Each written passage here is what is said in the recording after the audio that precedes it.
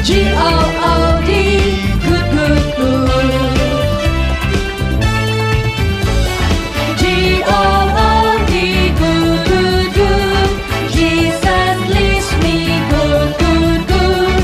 Follow Jesus, yes I do. G-O-O-D, good, good, good. G-O-O-D, good, good, good. Jesus leads me, good, good, good.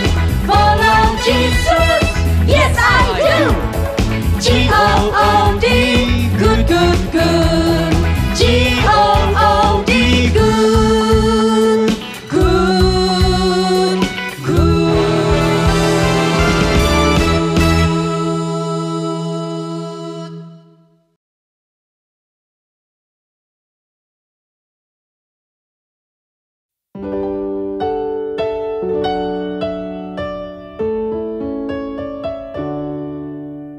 Alkitab, Alkitab, bukunya Tuhan. Alkitab, Alkitab, buku kesayangan. Adik-adik, hari ini ibadah kita memperingati pra-reformasi. Kita siapkan hati dan pikiran kita untuk beribadah dengan sungguh-sungguh kepada Tuhan. Ibadah kita mulai dalam nama Allah Bapa, Allah Putra, dan Allah Roh Kudus. Biarlah segala pujian, hormat, dan kemuliaan kita naikkan untuk Tuhan kita. Kita angkat pujian Nichen Weta.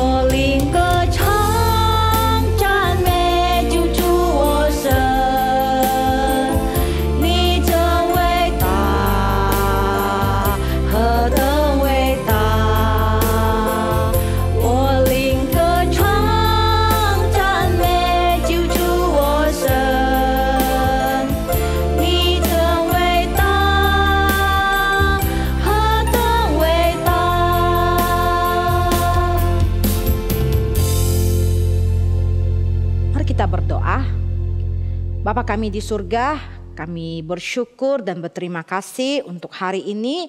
Kami masih diberi kesempatan untuk datang beribadah kepada Tuhan. Tuhan, kami menyerahkan ibadah kami dari awal hingga selesai ke dalam tangan pertolongan Tuhan. Mohon Tuhan yang memberkati ibadah kami. Tuhan disenangkan akan puji-pujian kami. Terima kasih Tuhan, dalam nama Tuhan Yesus kami berdoa dan bersyukur. Amin. Lele. Ya Kak. Tuhan Yesus kan sangat mengasihi kita. Coba Lele sebutkan satu aja bukti kasih Tuhan bagi hidup kita. Tuhan Yesus rela mati di kayu salib untuk kita semua. Oh, pintar. Oh. Nah, benar. Kasih Yesus itu adalah besar dan indah dalam hidup kita. Yuk sama-sama kita nyanyikan lagu Kasih Yesus Indah Oh Indah.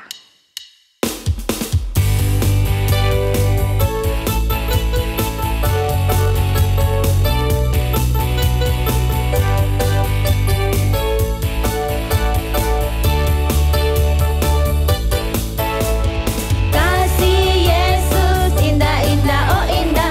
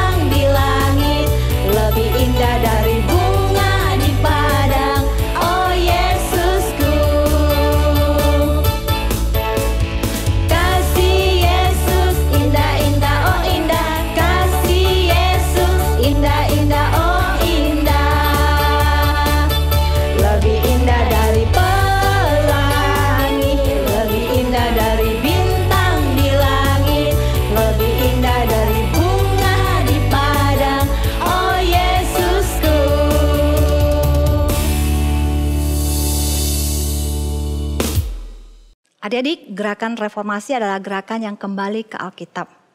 Kita akan mendengarkan ayat firman Tuhan tentang Alkitab. 2 Timotius pasal 3 ayat 16 sampai 17. Segala tulisan yang diilhamkan Allah memang bermanfaat untuk mengajar, untuk menyatakan kesalahan, untuk memperbaiki kelakuan, dan untuk mendidik orang dalam kebenaran. Dengan demikian, tiap-tiap manusia kepunyaan Allah dipelengkapi untuk setiap perbuatan baik. 2 Timothy chapter 3 verses 16 until 17.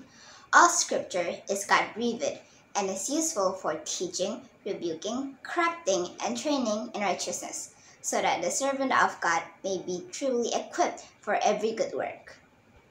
提摩太后书第3章16到17节，圣经都是上帝所默示的话语，凡上帝所默示的圣经与教训、读者使人归正、教导人学艺，都是有益的教赎。上帝的人得以完全预备行各样的善事。 Lele, Iya, Kak. mau tanya nih, setiap hari tuh, Lele tuh ada baca firman Tuhan gak sih? Ada, Kak. Wah, bagus ya. Hebat. Kak Sansan juga tiap hari baca loh. Bacanya berapa pasal dong tiap hari? 3. Oh, 3 pasal. Wah, hebat. Kalau Kak Sansan 5 pasal. Kak Lisa? 2. Oke lah. Nah, kalau kita baca Alkitab tuh, kita jadi tahu apa isi hati Tuhan. Kita jadi tahu bagaimana cara menyenangkan hati Tuhan. Nah, adik-adik, mari kita setiap hari kita baca firman Tuhan. Kita jadikan Alkitab menjadi buku kesayangan kita.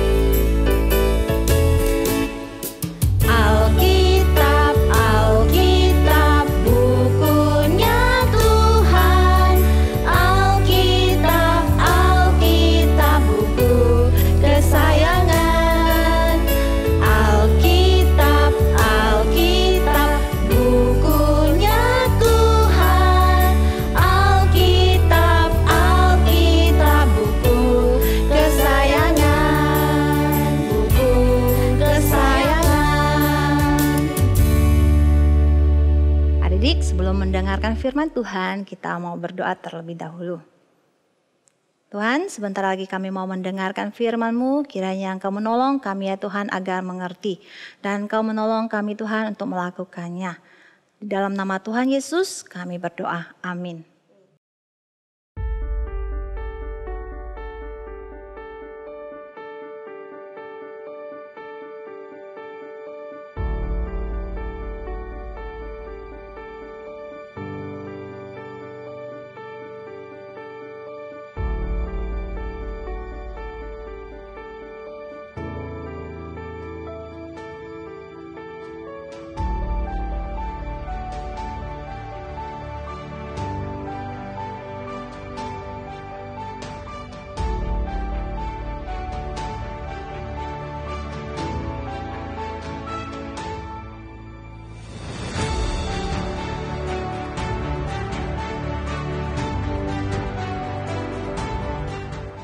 Kita habis pulang dari PA, kita jalan-jalan yuk ke Dibulis. Ayo. Boleh. Kita makan, terus nanti kita naik skuter.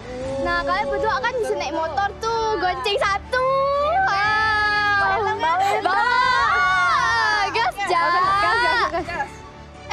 Chef Valen ada chat nih. Udah nyari kita tuh. Udah mau PA tuh. Yuk. Nah ya.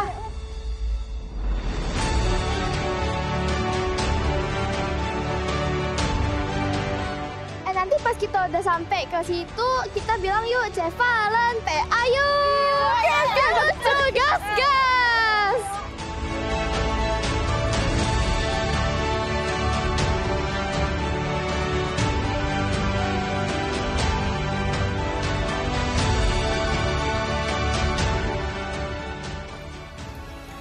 Chef Valen, PA yuk. Aduh, semangat sekali kalian hari ini PA-nya. Yaudah cepat duduk ya.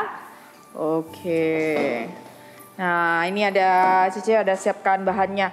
Tapi bahannya Cici cuma print 4 kelupaan. Nanti kalian kongsi aja ya. Oke, kita mulai PA kita hari ini ya. Tapi sebelumnya kita berdoa dulu ya. Ya, mari kita berdoa. Tuhan Allah Bapa kami yang bertata di dalam kerajaan surga, terima kasih Tuhan untuk kesempatan yang Engkau berikan kepada kami sehingga kami bisa berkumpul di sini. Sebentar lagi kami akan mulai PA Tuhan, kiranya Engkau yang berada di tengah-tengah PA kami Tuhan, sehingga apa yang kami bahas pada hari ini bisa kami mengerti, bisa kami pahami, dan semakin kami bisa mengenal Engkau. Dan mengenal kehendak Engkau, dan kami juga bisa menjalankan kehendak Engkau. Terima kasih Tuhan Yesus, dalam nama Tuhan Yesus kami berdoa, amin. Oke, kalau gitu boleh mulai? Boleh. Oke, semua mulai tanya dulu dong. Ingat nggak PA yang minggu lalu? Ingatlah Chef, masa lupa. Iya, Nabi Hagai, betul. Nabi Hagai, dia adalah salah satu dari 12 nabi kecil ya. Lalu Nabi Hagai ngapain sih? Ayo, ngapain ayo, ngapain? Katanya ingat. Yang dipakai Tuhan ngapain? Untuk membawa, untuk mengingatkan umat Israel untuk kembali membangun Bait suci Allah yang kedua. Betul sekali. Wah, mesti ingat ya. Benar ya. Oke ya, Nabi Hagai. Hari ini Cece tuh mau bahas tentang seorang tokoh yang perjuangannya juga mirip-mirip sih dengan Nabi Hagai. Mau tahu? Mau.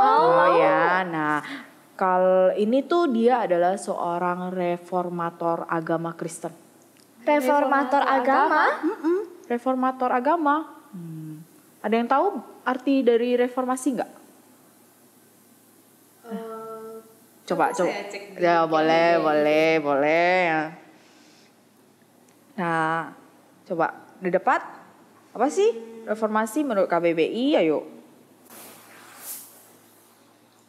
Reformasi menurut KBBI di sini dituliskan reformasi adalah suatu perubahan yang terjadi secara drastis, di mana tujuannya adalah untuk perbaikan di bidang sosial, politik, agama, dan ekonomi dalam suatu masyarakat atau negara. Lalu Kak, kenapa di sejarah gereja ada reformasi? Iya, bukankah kita semua punya Alkitab? Di dalam Alkitab kan ada kebenaran. Betul ya. Iya, apakah kebenaran itu bisa diubah? Wah, pertanyaan kalian mantap-mantap ya hari ini ya. Wah, nah Cece mau kasih tahu ya, di suatu masa pada waktu itu tuh ada masa di mana orang-orang awam tuh nggak bisa baca Alkitab. Yang bisa baca Alkitab itu hanya seorang rohaniwan, seorang pemimpin agama. Karena Alkitab pada saat itu tuh cuma ada bahasa asli, yaitu bahasa Ibrani dan bahasa Yunani. Lalu ada diterjemahkan ke bahasa Latin. Nah, waktu itu cuman bisa yang baca itu hanya rohaniwan, para pemuka agama aja. Orang-orang yang jemaat-jemaat biasa tuh nggak bisa baca Alkitab. Lalu adalah pemuka agama tuh yang mereka membuat satu aturan manusia yang bisa menyesatkan manusia, bisa menyesatkan para jemaat awam gitu. Ya udah kalau gitu biar kalian nggak bingung. Cece udah siapkan videonya. Video ini ada seorang reformator ini bernama Martin Luther. Martin Luther? Kok kayak familiar banget ya namanya? Familiar ya? Iya.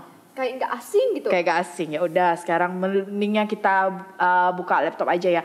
Kita kayaknya agak pojokan situ ya, biar itu ya semua bisa lihat ya. Oke, tolong Veo. Thank you, Veo. Wih, seru ya. Sekarang kalau mau PA kita pakai nonton. Iyalah, kan bisa.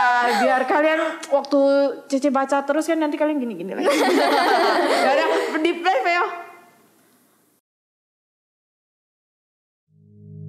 Martin Luther adalah seorang teolog Jerman yang sangat penting dan terkenal karena memulai reformasi Protestan yang memisahkan diri dari gereja Katolik dan merupakan awal dari Protestanisme modern.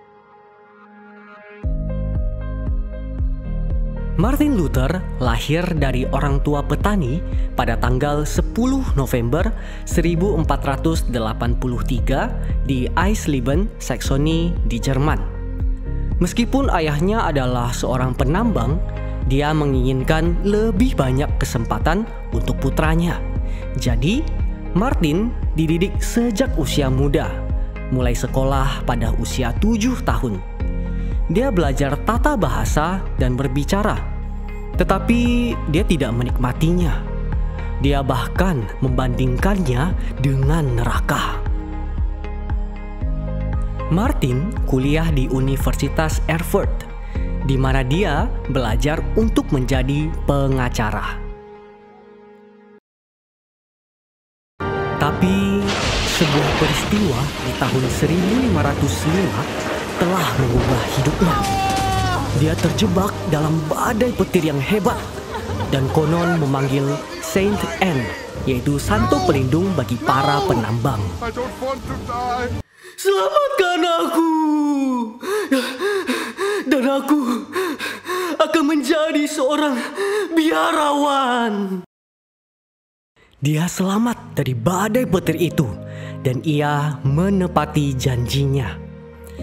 Dia kemudian menjadi seorang biarawan, seorang pria religius yang hidup sederhana dan murni. Tetapi ayahnya kecewa dengan pilihannya. Martin tetap bertahan. Martin mengalami masa-masa sulit selama beberapa tahun pertamanya sebagai seorang biarawan. Jadi, dia kembali ke sekolah di Universitas Wittenberg, di mana dia mendapatkan gelar dalam bidang teologi atau studi agama. Dia percaya bahwa iman saja akan menghasilkan keselamatan seseorang, bukan perbuatan atau kehadiran di kebaktian gereja. Keyakinan ini adalah yang paling penting di awal reformasi, yaitu sebuah gerakan yang memisahkan Protestan dari gereja Katolik yang ada. Umat Katolik dan Paus pada saat itu, yaitu Paus Leo yang ke-10, percaya bahwa orang dapat membeli surat pengampunan dosa dari gereja untuk mengurangi dosa mereka dan membantu membeli jalan mereka ke surga. Martin Luther sangat tidak setuju dengan ini, dan Martin menjadi sangat marah ketika Paus Leo yang ke-10 mengumumkan indulgensi yang baru. Sebagai tanggapan, Martin menulis 95 tesis yang mengatakan indulgensi tidak masuk akal dan merusak iman orang. Lalu Martin memakukan 95 tesisnya yang terkenal di pintu sebuah gereja di Wittenberg. 95 tesis Martin sangat populer dan dibagikan secara luas di seluruh Jerman dan seluruh Eropa. Selama waktu ini, Martin juga mengatakan bahwa Paus tidak boleh menjadi satu-satunya orang yang dapat menafsirkan kitab suci, dan bahwa Alkitab harus diterjemahkan ke dalam bahasa masyarakat. Gereja Katolik tidak menyukai Martin Luther dan pendapatnya yang kuat, sehingga mereka memilih untuk mengucilkan atau melarang dia dari gereja Katolik mulai tahun 1521. Luther melarikan diri ke sebuah kastil di dekat Eisenach. Di tempat persembunyian di sana, ia menerjemahkan Perjanjian Baru ke dalam bahasa Jerman agar lebih banyak orang dapat membacanya. Ia kembali ke Wittenberg pada tahun 1522. Luther menghabiskan sisa hidupnya menulis, berkhotbah, dan mengorganisir gereja reformasi di Saksoni. Dia meninggal pada tanggal 18 Februari 1546 di Eisleben. Oke, itulah ya kisah dari perjuangan Martin Luther. Oke, thank you Veo. Nah, Martin Luther itu kan tadi Cice udah bilang dia adalah seorang reformator agama Kristen. Dan tahu hasilnya adalah akhirnya dari perjuangan dia membuahkan hasil. Jadi semua orang yang percaya kepada Tuhan itu sudah bisa baca Alkitab. Wah, pasti orang Kristen saat itu senang ya bisa membaca Alkitab sendiri. Pasti dong, dia pasti senang banget. Akhirnya mereka tuh jadi bisa mengenal Tuhan secara pribadi karena mereka baca sendiri kan. Jadi mereka lebih bisa mengalami Tuhan secara pribadi. Iya ya, mereka nggak hanya diajarkan oleh rohaniwan gereja aja. Betul sekali ya, karena Alkitab firman Tuhan itu adalah milik semua anak Tuhan. Jadi semua orang itu berhak untuk baca Alkitab karena kita semua ini kan ada anak Tuhan ya. Dan kayak zaman kita sekarang nih, udah enak loh, Alkitab sudah diterjemahkan ke bahasa kita yang bisa kita mengerti. Kita bisa kan baca Alkitab versi bahasa Indonesia, ada juga Alkitab sekarang versi Mandarinnya. Untuk yang orang tua yang tidak mengerti bahasa Indonesia, mereka bisa baca Alkitab pakai bahasa Mandarin, juga ada versi bahasa Inggris. Nah, kalau nggak diterjemahkan masih pakai bahasa aslinya yaitu Ibrani dan Yunani. Bayangkan kalian harus belajar bahasa Ibrani dulu, bahasa Yunani dulu, baru kalian bisa mengerti firman Tuhan kan. Nah, Tuhan Yesus sendiri itu ada mengatakan tentang Alkitab ya. Nih Cece bacakan ya. Di Yohanes pasal 5 ayat 39 itu menjelaskan, Yesus berkata tentang Alkitab seperti ini. Kamu masing-masing senang belajar kitab suci sebab kamu berpikir bahwa dengan berbuat begitu kamu akan mendapat hidup yang kekal. Nah, justru kitab suci itulah yang memberi kesaksian yang sangat kuat tentang aku. Aku di sini adalah Tuhan Yesus Kristus ya. Nah, benar ya. Alkitab itu adalah firman Tuhan yang hidup. Alkitab bersaksi tentang Yesus Kristus adalah juru selamat manusia. Bukan hanya itu loh, firman Tuhan juga bahkan mampu mengungkapkan semua hal tentang manusia. Nah, di Ibrani pasal 4 ayat 12 itu ada di bahannya. Coba kalian baca ya. Di Ibrani pasal 4 ayat 12 mengatakan seperti ini. Sebab firman Allah hidup dan kuat dan lebih tajam daripada pedang bermata dua manapun. Ia menusuk amat dalam sampai memisahkan jiwa dan roh, sendi-sendi dan sumsum-sumsum. Ia sanggup membedakan pertimbangan dan pikiran hati kita. Wah, artinya kita harus bersyukur banget dong sama Tuhan udah membangkitkan Martin Luther yang membawa orang-orang bisa balik kepada Alkitab. Iya, back to Bible ya. Dan kalian juga harus tahu ya, reformator Kristen itu sebenarnya bukan hanya Martin Luther. Bahkan sebelum Martin Luther itu juga ada reformator lain nih. Ada Jan Hus, ada Peter Waldo, ada John Wycliffe. Nah, setelah Martin Luther ada John Calvin dan Ulrich Zwingli. Nanti kalian bisa search sendiri ya di Google ya. Ternyata banyak ya para reformator Kristen. Iya, banyak banget. Dan tahu ya hasil perjuangan mereka saat ini ya, kita harus bersyukur.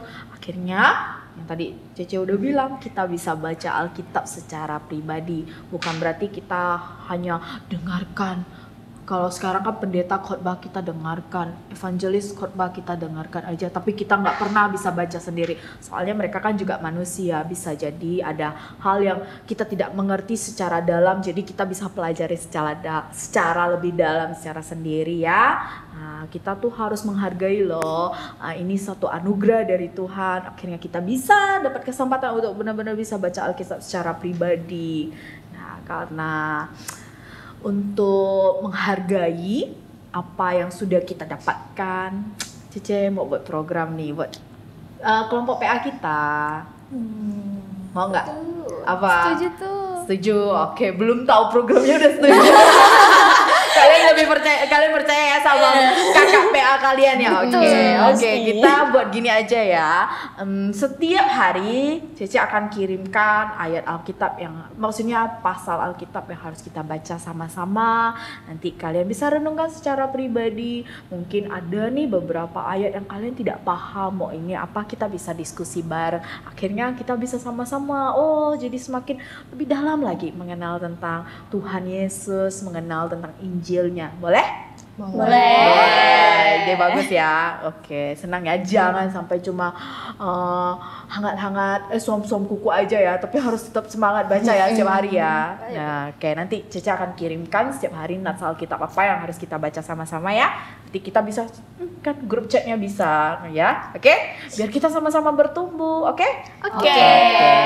Nah, hari ini ada ayat hafalan yang perlu kalian highlight. Oke, buka handphone kalian tuh, ayo. Kalian nggak bawa Alkitab, kalian bawa Alkitab elektronik kan sekarang kan? Buka ya di 2 Korintus pasal 13 ayat 8. 2 Korintus pasal 13 ayat 8 yuk. Sudah ketemu semuanya? Sudah. Oke, yuk kita sama-sama bacakan ya. 2 Korintus pasal 13 ayat 8. Karena kami tidak dapat berbuat apa-apa melawan kebenaran. Yang dapat kami perbuat ialah untuk kebenaran. Benar ya? Kita nggak bisa loh melawan kebenaran firman Tuhan. Tapi yang bisa kita lakukan adalah kita perbuat tentang kebenaran itu. Kita harus mengimani kebenaran yang sudah Tuhan ilhamkan loh. Ini Alkitab ini adalah bukunya Tuhan yang sudah Tuhan wahyukan kepada para penulis Alkitabnya ya. Oke, yuk mari kita berdoa ya. Oke. Tuhan Allah Bapa kami yang bertata di dalam kerajaan surga, terima kasih untuk kesempatan yang Engkau berikan kepada kami pada hari ini ya Tuhan. Kami belajar bahwa Alkitab adalah firman-Mu, Alkitab adalah buku-Mu, satu anugerah yang Engkau berikan kepada kami yang berisi tentang kebenaran firman Tuhan, yang berisi tentang rencana keselamatan yang telah Engkau rancangkan bagi kami semua umat manusia. Tuhan, ajarkan kami ya Tuhan untuk mencintai kebenaran Alkitab-Mu ini sehingga kami bisa semakin semangat, semakin sukacita di dalam membaca firman-Mu. Akhirnya kami bisa semakin mengenal Engkau ya Tuhan, dan kami semakin mengenal akan Engkau sebagai juru selamat kami satu-satunya. Terima kasih Tuhan Yesus, bantu kami Tuhan agar kami tetap bisa terus hidup sesuai dengan kebenaran firman-Mu. Hanya di dalam nama-Mu Tuhan Yesus Kristus kami berdoa. Amin. Oke. Habis ini kalian mau kemana? Jalan. Anak muda ya bisa jalan-jalan ya. Oke lah, hati-hati ya jalan-jalannya ya. Jangan pulang terlalu malam ya. Oke deh. Nah, adik-adik, mari kita setiap hari rajin membaca Alkitab. Karena kalau membaca Alkitab itu kita akan menjadi orang yang berbahagia. Seperti kata firman Tuhan di dalam Mazmur 1 ayat 2. Berbahagialah orang yang merenungkan firman Tuhan siang dan malam. Nah, kita akan menjadi orang yang berbahagia. Makanya baca Alkitab setiap hari supaya kita bertumbuh.